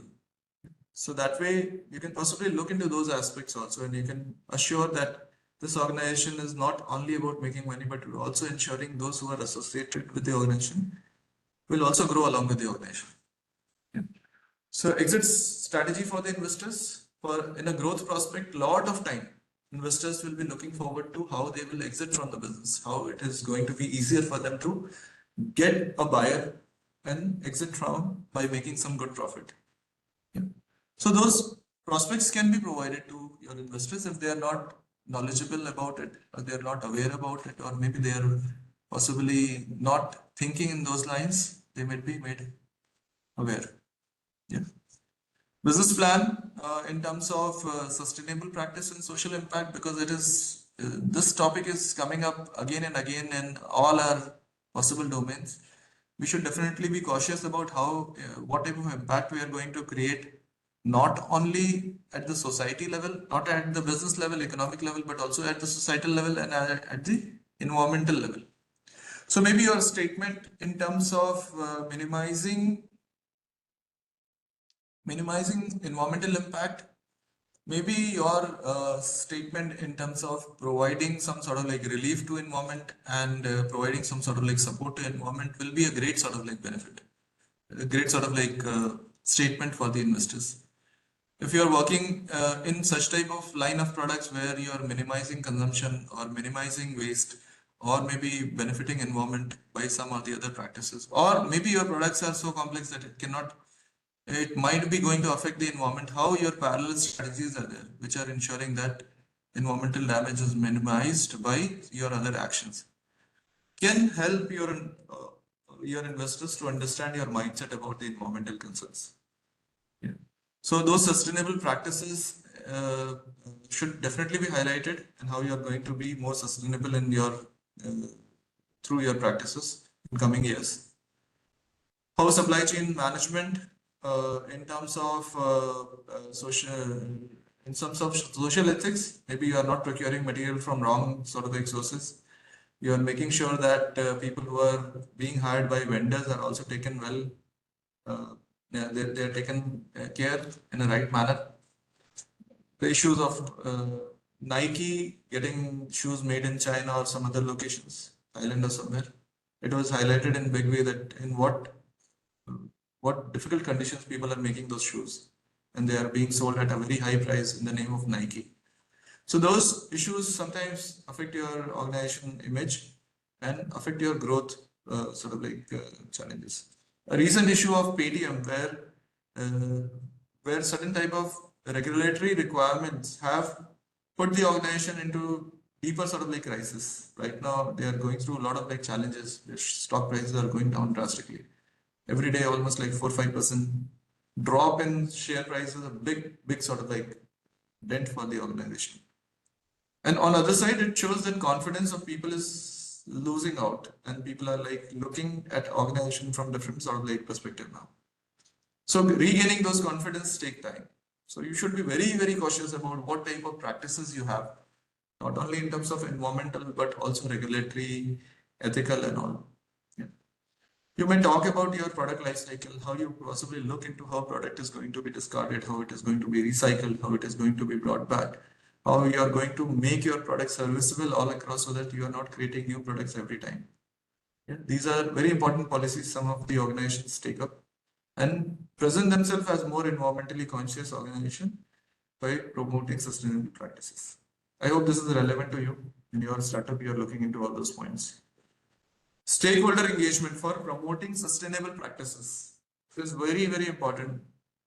Sort of like topic. So here you are not only talking about sustainability through your product and practices, but also you are making your customers. Those are your primary stakeholders, your vendors, your suppliers, your partners are also promoting sustainable practices, are also getting into your sort of like that philosophy of promoting and protecting environment. So those practices should also be highlighted here, that how you will possibly educate your customers about sustainable practices and how they will not be demanding big boxes for a small product. Yeah. Or they will not be demanding for too many statements describing your products in a printed paper sort of like manner. So those type of practices can be promoted through customers and making them more aware about environmental concerns. It's a good approach to highlight that you are more conscious. Yeah. Compliance and governance with transparency and accountability, which we just discussed. Yeah, it's very important part, and you should not be suffering at the later stage to correct things which could have been handled better in early stage. Yeah, lot of people get into this net and struggle through these issues and spend a lot of money, a lot of time, a lot of like energy, a lot of like peace. Yeah, is wasted in managing those issues.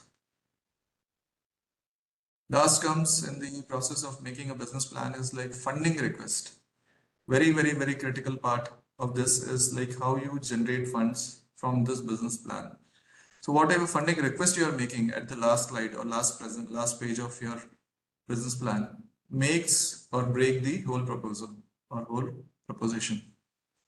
Yeah. So in terms of funding, why you are needing a fund should be very clearly highlighted. And those statements can possibly educate your investors about how those funding will help you in terms of enhancing your business and reaching to the next level in the growth prospects. So that way it can be more detailed statement in terms of how funding is being utilized, how funding is being used, how funding is going to help you. Okay. So how much money you really need and in what form you really need those funding. So funding could be in the form of money definitely, but other supports can also get roped in, maybe in terms of mentorship, in terms of like support, in terms of getting to new customers, reaching out to new sort of like markets. Sometimes your funding agencies can help you in those. Should be prepared with what type of support you would be needing when certain type of funding agencies are coming to you. Yeah, and this is very common practice.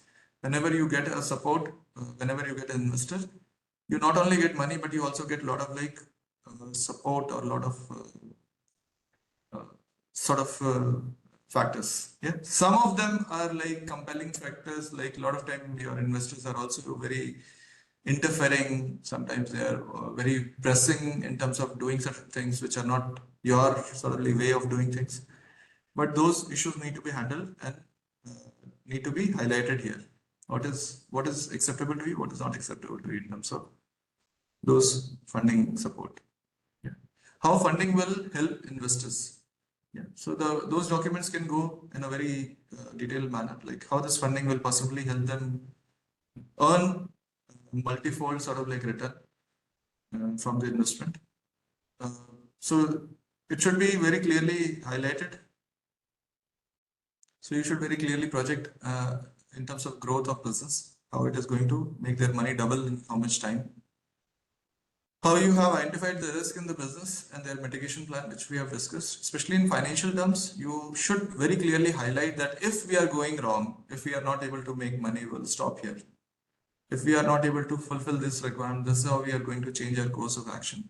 So that way funding agency will also be prepared with extra support, extra funds, or maybe they will have their own way of like dispersal of fund depending on the different milestone being achieved at different stages.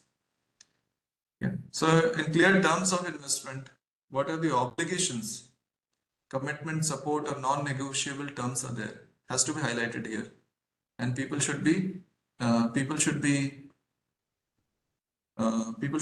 to understand what type of terms you have in terms of this collaboration. Financial projections and sustainability of business should be highlighted very clearly. How it is going to sustain on its own. It should not remain dependent on funding agency for long. So funding agency also want to be engaging in more meaningful manner. Instead of just making funds available to the startup, they also want that how startup is going to be sustainable on its own in terms of funding requirement.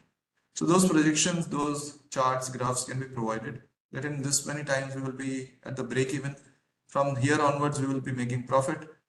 This is how we are going to start possibly giving or going to the next level of the round of funding. And maybe investors at this stage may exit or may enhance their value or maybe look for some other sort of like possibilities. So those type of projections can be provided here. Exit policies and strategies can be part of this part. Yeah. So what an outsider in terms of a business plan, what an outsider looks for the startup business plan, what they are looking for in terms of a business plan as a document. You should be very clear about what somebody is looking for in terms of whenever you're giving a document to them. So basic factors, these are not very tangible sort of like items, but basic idea about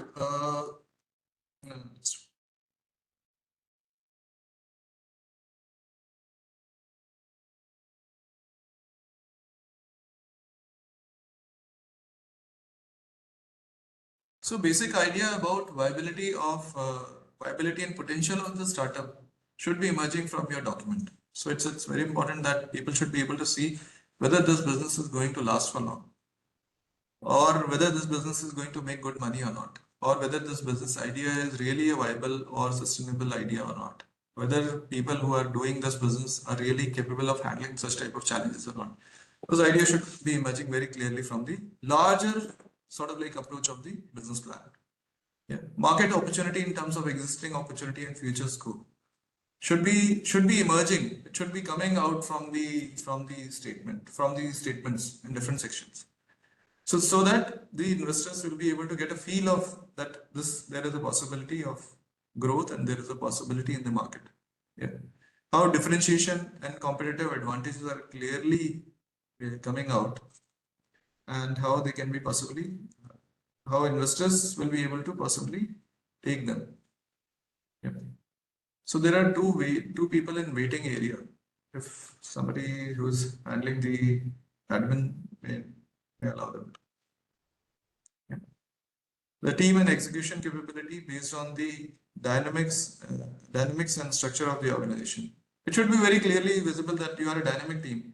You are able to possibly handle multiple type of challenges. You are capable of like handling issues, or maybe handling sort of like opportunities which are going to come in terms of future prospects. So that way, team and execution capability should be emerging very clearly from the document, and people should feel confident that this team is going to work. Many times it happens like people don't invest in the idea, they invest in team. They realize that these people are really good in terms of taking it forward.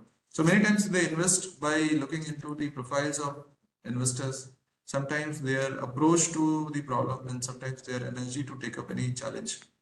So that way it should be very clearly emerging from the document. I'm saying emerging, that means there is no section which talks about it, but it is basically a larger sort of like outcome of the document which should highlight these factors. Financial projections and returns definitely should be clear. This is something which investors are looking forward to in a document. So it should be clearly highlighted in the document. Should have a dedicated sort of like domain or section in the business plan. Risk assessment, alignment with the investment criteria, objective and long-term outcome should be broadly covered in the document. So it should tell that why somebody should engage with the project, why somebody join this startup, what somebody will get out of this whenever they are joining this, are the factors which can emerge in a larger scenario. Yeah. So you can possibly tweak your proposal in your business plan in such a way that people get those ideas, those feel while going through the document. What impresses the investor most in the business plan? Yeah. What is something which impresses them? Yeah. Clarity and compelling value proposition. Something which impresses them. If a document is prepared in right manner with right energy and right perspective, it will make them stay with the proposal and possibly call you for a discussion. So that clarity should be there all across. The larger and growing market opportunity is something which impresses. If you have documented it rightly and you have highlighted those key points very clearly, then possibly investors will look into your profile. The strong and capable management team, your capability should be emerging. You should be able to see what type of differentiation, almost similar points I think we are talking about. So demonstrated traction and milestones which are achieved so far and which are going to be achieved in coming time. Scalability and growth potential is something which they are looking forward to. They're looking forward to realistic claims and achievable targets. They really try to find out and they try to bring out those information from the given statements. So that is one of the very, very important area which most of the time investors are looking into, that whether this document is realistic or not, that this document talks about real possibility and real outcome in the long run or not. This is something which they want to judge from the document. Evidence of the customer validation. Like if you are claiming something, whether it is happening in the market, sometimes we'll read your document, go out in the market, check whether your product is available in the market and whether it is really attracting those type of customers or those type of interest, whether it is able to generate or not. It's something which they want to have validation of. Yeah. So those validation, if it is provided or coming out from the document, is a good sign for your business plan. The passion and persistence of the team in taking this startup forward. It is not a business. No? You are not doing a trading job. You're not doing an innovator's work. Yeah, you're not just doing it for making a good product and throwing it out in the market. You have a passion and you will do anything for meeting that sort of like objective. That should be highlighted, that should be emerging from your document. It's something which is very critical. It is very evident from your document whether you have passion, whether you are passionate about your idea or not, and whether you are going to fight for it or not. So that image, if it is coming out from that document, then it's a great document to go forward. So yep, this is something which we are also looking forward to. I really feel that you will also bring in some such insight, some such type of like factors into your business plan, and we are going to see a great sort of like business plan ahead in coming days. Maybe next 2 days we will be discussing those plans now. Yeah. So we are at the end of the slide, and if you have any questions, if you have any doubts, or if you want to go back to any section and want to discuss it, we can possibly open for that discussion. We have almost like 12 minutes remaining, so we can possibly have a quick discussion on that.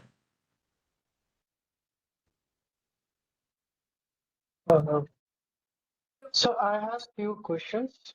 Yeah, Piyush. So, sir, in terms of investors, do Hmm. investors be with us till the end of our company? But no, investors, it might be possible that investors are not going to remain with you for long because they are the investors. They are investing their money and they will possibly get some return on that investment. Those return could be possible in two ways. Either by sharing those profit, and that is going to be their return on investment. In some scenario, when profit is marginal in some bit of like percentages of investment, then they will possibly be looking for market valuation of the organization. So if market valuation is higher, then possibly they will be getting more sort of like return on their investment. So in some Yes, sir. cases, in many cases, investors want to exit early or when they realize a good sort of big profit. Instead of staying with an organization for a very long time and seeing a flattening sort of like trajectory of investment. So they want to exit at a right time, take out your money and invest into some other sort of like prospective startup at an early stage is largely the idea of investors. Hi, Jitendra, can I add something to this? Yeah, Pankaj, please. Uh, Absolutely right. Every investor comes at a certain stage of the startup. So those who are investing in the product development, which is very few, mostly this product development is around the grants time. After that, we have this VC fund initially, when you are building up the business, and then later on, what we say, angel funds. And later on, we have PE funds. So there is a complete structure of the finance industry which goes into it. And the last outcome, in most of the cases, desired outcome is the IPO, where the public offering is launched. So it follows a very different cycle, but it has a cycle to it. So very few investors would like to stay till the end. At every stage, investors have found their USP, where they want to invest and where they want to exit. They are very clear about it. Another thing, Jitendra, one of the student, Rishad, is asking, sir, can you please share the slides in the chat box? Okay, so I'll share with Vikram by evening. Is it okay? Yes, sir. It will be fine. Yeah. So I'll add few references and possibly share it with Vikram. Amisha has marked plus plus. So is it a question mark, So which has come as a plus plus, or? Sir, Yes, sir. I'm also asking for slide. okay, so Acha, I'll So send it's okay. same thing. I'll Okay. send 2 copies of slides to you because you have marked twice. All right. Uh, Yeah. I have no issue in terms of sharing these slides. These are very common information, but these are basically compilation of multiple sort of like resources and then looking into your scenario, how possibly you will be requiring these information. I have tried to simplify this information. And there are different sort of like approaches, models at different stages. As Pankaj, you have mentioned about different stage of investment require different type of business plans and proposals. So that way, you have to tweak your approach every time you are going to a new level of investor, and maybe you will have to rewrite your whole approach in terms of what type of funding and what type of support you are seeking.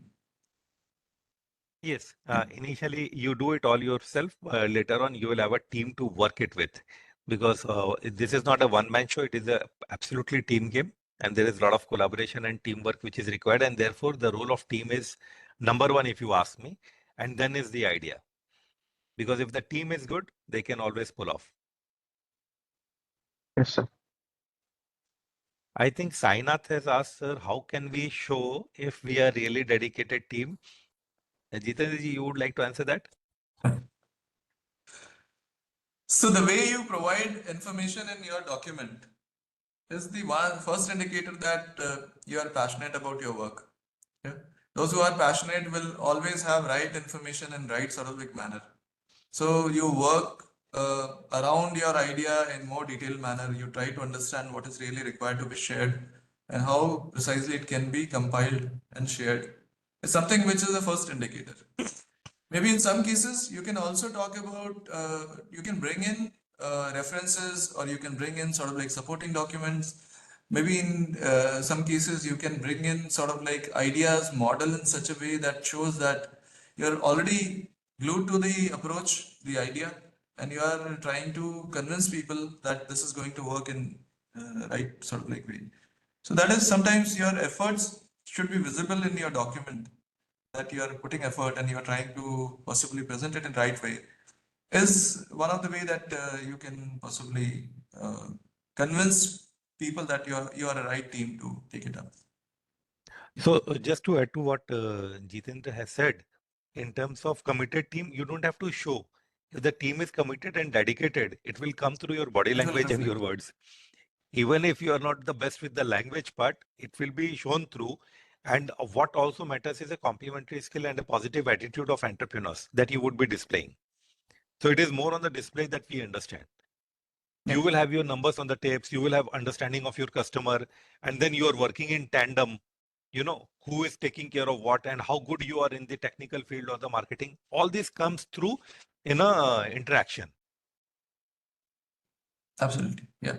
So Pankaj, in terms of business plan, when it becomes a document and when you don't have any opportunity to present that you are a committed team, possibly it comes through the information which is going there in the document.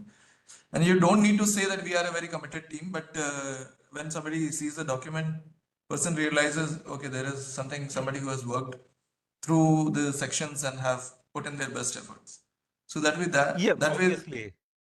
yeah, Means a document does not depict all these things, and you don't have to write over there. We are a very team of a very dedicated and committed professionals building our company, unlike your CV and LinkedIn profile. Okay, so that is fine. But what happens is all these things are interpreted during interaction, yeah. far more in interaction. So first idea of business plan is to get that interaction, that engagement happening. So you have to create interest in the mind of that person who's going through your document. Yeah, if you are able to solve that query or you can ignite some sort of like interest you can engage that person with the document, then possibly you'll get a chance to interact and present your ideas. So that is the first hurdle. Whenever you send your document, possibly people should take it in a right sort of like manner. Yeah, very important that business plan gives first gives clarity to your own team also. That is the first starting point. Once you have the clarity, you can give clarity to investors also, because they are going to put in money in your idea, in your company, and they are they are taking a risk with their money. So they will have 100 questions to be answered, and business plan is the only starting point. After that also they will have questions, but if a business plan is not well written, it essentially means the team is not matured enough. They don't understand what they're talking about. They lack clarity, they lack language, they don't have assembled all the parts of the business. So that ways, business plan has to be good. There is no two doubts about it. So basically errors which are sometimes prominent, sometimes you are overlooking into marketing sort of like details, sometimes data is not proper, sometimes certain validations are not there, sometimes referencing is not proper, sometimes you are becoming too optimistic, sometimes you are becoming too casual about information. Jitendra Sometimes you are ji, not highlighting certain ideas related to maybe the competition or maybe the products which are already there. Jitendra ji, one quick question, because we are coming to Yeah. the end of it. Sunny has asked, sir, should we show future of our business in our business plan? No, you have to show the prospects which you have in terms of like how this business is going to be in future. Because in a lot of scenarios, investors are not aware of how this company is going to expand or how big is the market in future. Maybe at this moment you are targeting for certain type of revenue sort of like going to come to you. In next 2-3 years, that revenue may go multifold. And those prospects, if it is known to the investors, then possibly they will be more interested. So bit of understanding of future prospects is important. You might not predict the future, but projections could be there as part of your plan. Sunny has another question. Wouldn't it Yes. distract the investors from present features and present goals? Sorry, this is not very clear to me, Sunny. Can you please directly speak up? So, uh, sorry, yeah. Sunny, you have to explain this point. Are you there? Acha, same question. Okay.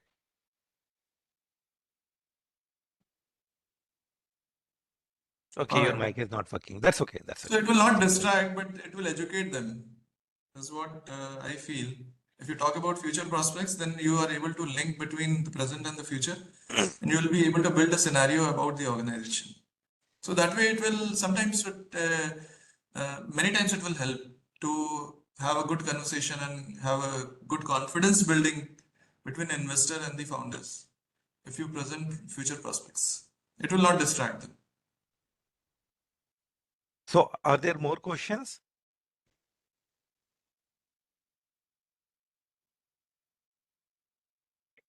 Sir, about equity dilution, can you give us some thoughts on that?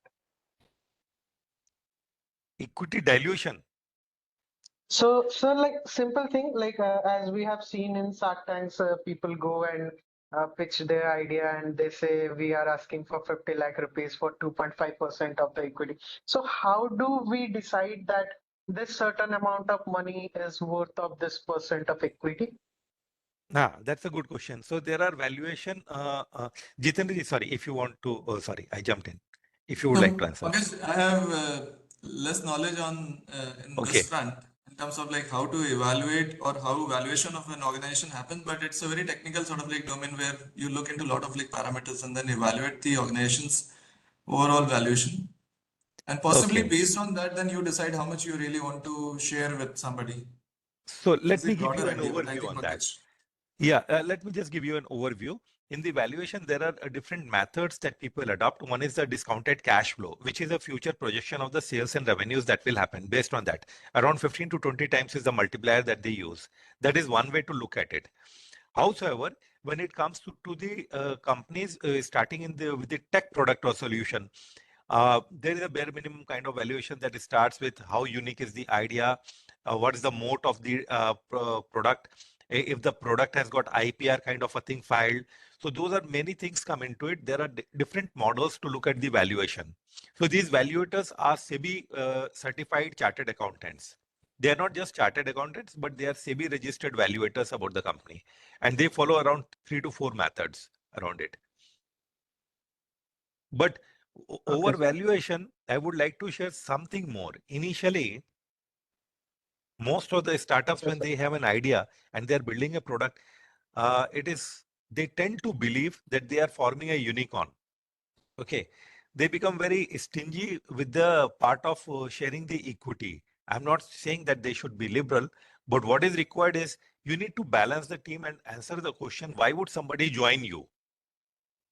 I have seen some of the many startups actually not willing to share the equity and hence losing the opportunity of getting some good players or people in the team. Okay, sir. So that is a concern I have with these startups, because right now it is an idea. You are thinking of MVP and product only. So don't race into the valuation game too fast, too soon. Yes, sir. Sure. So I hope you all had a pretty good session to interact and learn about the business plan, because this is the blueprint and DNA of your business. This is a roadmap for you. This is a roadmap for your investors. And this is how, and it would get revised, but prima facie, starting from the vision part, it remains the same. And the numbers only change. The valuation changes. The structures will evolve, but the basic framework, the skeleton framework will not change. Yes. Yes. Yeah. Great, guys. So you will have the mentoring sessions also. Get a good blueprint done, ready, and come with more questions with your specific plan. I think Jitendra ji might have already asked you to share your plans that you have made. Yeah, Pankaj, so I will be needing the business plan, and before that, so I will be discussing that on Monday and Tuesday with the individual teams, startups. But before that, I'll be needing a brief about what is the organization and what type of work they are basically planning to do, and what type of activities in terms of product, maybe product conceptualization, or in terms of product development, prototyping. If they have taken up any activity, then possibly that can be shared. So if there is a proof of concept, or maybe some mock-ups or some sketches, models are made, it will be helpful to understand what type of. I think teams have prepared their business model canvas, which will help them in creating a business plan also. And I think if they have a business plan in place, the basic framework with basic information, it can be refined with your inputs. Yeah. Yeah, they have a 3-minute video explaining everything. Sainath, I have a little difference. When you're going to prepare a document, that 3-minute video may be a little too small, but it gives an overview. So, but I think it would be a good idea to connect with them and discuss it in the meeting itself. And then if they can share the documents in advance, that would be even better. Yeah. Yes. But in the meantime, possibly next 2-3 days, you will be working on your business plan, so that we will have points to discuss. We will possibly work on the structure. We'll possibly bring in points which will be relevant for you to make a presentation to the investors, and may add some value to your larger sort of like objective of looking for funding and all. So that way we will possibly look into those aspects. My only request is make the most of this business planning now, so that you have a clear-cut path ahead of you. So you will get your clarity. And in future also, you will all investors and whomsoever you will meet, you will have a clarity on that. So give your best shot over here. You have 2 days to think through, work with your team, come up with some plan. Surely. Because once the roadmap is clear, you are working on it, there will be too many operational issues and the big picture will be lost. So if you have a document to refer to what you were initially thinking and you need to modify, it will be there. Yes, sir. Great, Piyush. So we are at the end of the session. Is there anything, Jitendra, you would like to share or any student would like to share? No, Pankaj, I'm done from my side. And Okay. yeah, so I'll share with you the PPT, which will be useful for them to refer to in terms of Yes. making a business Making a plan. business plan. That would be helpful. I'll also add some of the references which I mentioned yesterday. So some Yeah. more books related to business plan, making a business plan. So that way it will be helpful for them. Yeah, Got it. I'll be needing, Pankaj, if you can provide me the list of startups who are going to interact me on Monday and Tuesday, both days. So we can possibly fix a schedule and then we can inform these startups. And we can fix up a time also for them to have a discussion. I think you might have to check with Vikram on this, or I will have Vikram, to write to him. yeah, I'll be in touch with him. Yes, If yes, you yes. can I'm just sorry. drop him a message, I'm sure he will come back because I'm not aware No, of no, which I'll all write to tools. Vikram and I'll ask for this detail, but I just check with you if you have that information ready. And you can share the PPT with him. In turn, he will share it with everyone. Yes, yes, yes. I'm going to share every detail with Vikram only. So I'll do that. Great, guys. You have come a long distance, done a good job so far, and make the most of it with this business planning session and workshop. Piyush, over to you. Okay. Thank you, Jitendra sir. Thank you, Pankaj sir, for your valuable thoughts at the end. And thank you, participants, for joining us today. And we are closing the session for today. A request to Jitendra sir if he can return me back the host control so that I can end it. I got disconnected, so it got uploaded. Okay. Acha, okay. I'm sorry. Yeah, So no I problem. have to. Should I close the session? Yeah, you can. Yeah, you can end Yeah, I it can for close the everyone. session. Yeah. Okay. So thank you, Piyush. Bye, team. Thank you, Pankaj, for pitching in because your inputs are really beneficial. The Thank you, points sir. which you mentioned really help uh, help meet the required sort of like clarifications. Thank you, Jitendra. Thanks, team, for Thank being you, here. sir.